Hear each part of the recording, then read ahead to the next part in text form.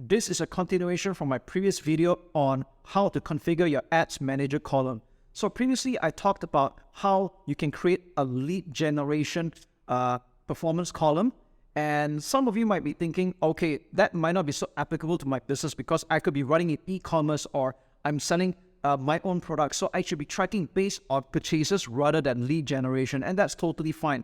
So what I'm going to do is that in this video, especially for those that are doing e-commerce or you're selling your own products, I'm going to show you how to slightly tweak the configuration for the Ads Manager column. Okay, so what we're going to do is we're going to click on the top here at columns and we're going to click on customize columns. Okay, so it's almost the same thing except that we're going to remove leads and cost per lead. Okay, so I'm just going to go through everything for completion's sake. We'll go with campaign name, ad set delivery, budget, amount spent, impressions, cost per 1,000 impression, link clicks, CPC, CTR, CTR, all these are still important. What we're going to do is we're going to remove the last two columns, all right? Leads and cost per lead. So what we're going to do is I'm going to add in this word called purchase. Okay, purchases, we'll click on total, value, and cost. All right, let's click at the bottom here. And again, you might notice something familiar is that we have all these boxes here, which is really not important. So we uncheck them. Okay, we uncheck all of this. All right, so we get to see purchases, which means like how many products being sold. So for example, let's say you're selling an ebook right now and you have sold 10 ebooks at $10 each as an example. Okay, so the purchase will show as 10, all right, 10 ebooks. Conversion value will be 10 times 10, it will be $100, okay?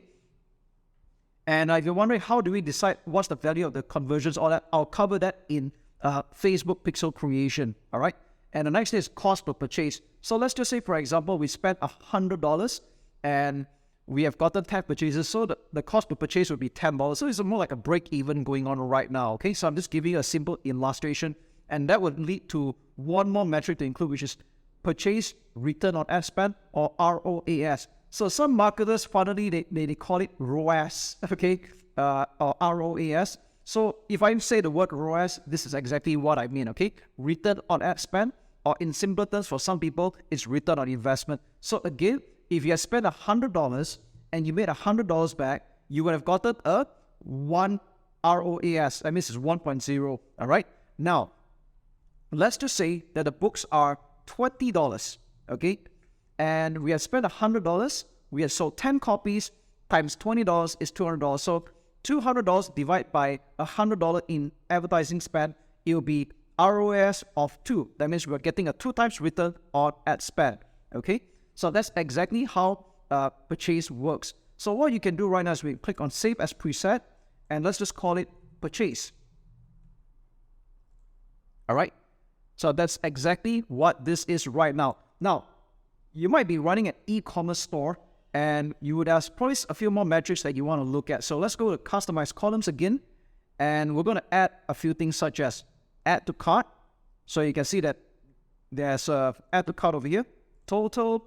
You can also add the value if you would like and also the cost. It's pretty much similar here as well. Okay. So if you're integrating this with the likes of Shopify, WooCommerce, or any other e-commerce platforms. So these are the things that you normally would like to take a look at. So actually, you don't really need unique for this one, okay? Just total cost of add to cart, all right? So some people might even use a different term called initiate checkout or IC. Checkouts initiated could be another term that you're using as well, but this depends on the platform that you are using, okay? So with that said, you can put add to cart here, and click on Save as Preset, and I'm just going to call it e-commerce.